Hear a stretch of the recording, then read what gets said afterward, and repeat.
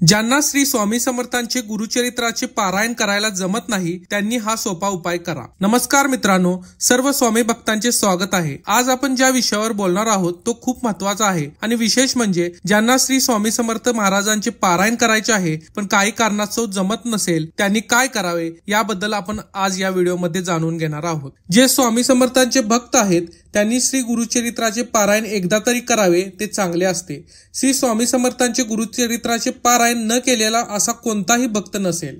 स्वामी महाराजांचे भक्त एकदा तरी श्री गुरुचरित्राचे पारायण करतात, तर काही जण एकापेक्षा जास्त वेळा करतात, पण काहींना वेळेअभावी किंवा काही इतर कारणामुळे जमत नाही। पण त्या व्यक्तींच्या मनात एक इच्छा असते की आपण पण स्वामींचे गुरुचरित्राचे पारायण करावे, पण त्यात बऱ्याच गोष्टी असतात ज्या न चुकता कराव्या लागतात। त्या आपण काही व्यक्तींना काही गोष्टी जमत नाहीत, त्यामुळे त्यांचे पारायण पूर्ण होत नाही। अशांसाठी आपण सोपा उपाय पाहणार आहोत। आपण सर्वजण नित्य नियमाने स्वामींची रोज सेवा करतो, पण सर्वात मोठी आणि चांगली सेवा मानली जाते ती म्हणजे गुरुचरित्राचे पारायण। असे बरेच भक्त आहेत जे वर्षातून 1 ते 2 वेळा किंवा 3 वेळा पारायण करतात। दत्त जयंती आधी सर्वजण पारायण करतात, तर काही जण नवरात्रीमध्ये पारायण करतात। यातील बरेच भक्त 7 दिवस, 3 दिवस, तर काही जण एका दिवसात पारायण पूर्ण करतात।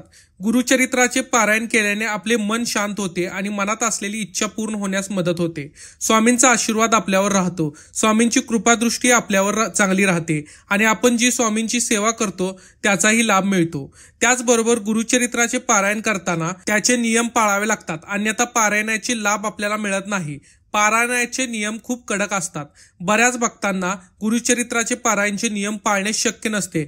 काहींना आजारपणाचा त्रास असतो, काहींना नोकरीच्या निमित्त लांब जावे लागते, त्यामुळे वेळ मिळत नाही। ज्या भक्तांना 52वा अध्याय असलेले पारायण करायला जमत नाही किंवा शक्य होत नाही अशांनी हा श्लोक बोलावा।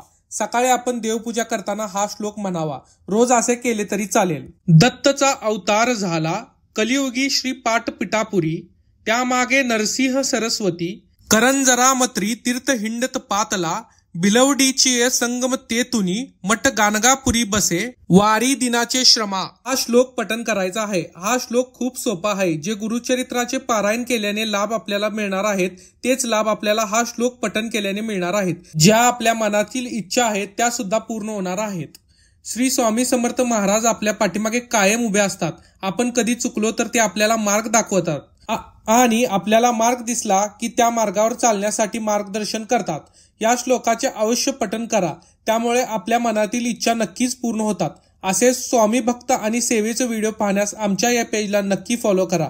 असे स्वामी भक्त आणि नवनवीन सेवेचे व्हिडिओ पाहण्यासाठी आमच्या पेजला नक्की फॉलो करा व स्वामी भक्त मित्र मैत्रिणींना हा व्हिडिओ नक्की शेअर करा। व्हिडिओ आवडल्यास नक्की फॉलो आणि लाईक करा। धन्यवाद।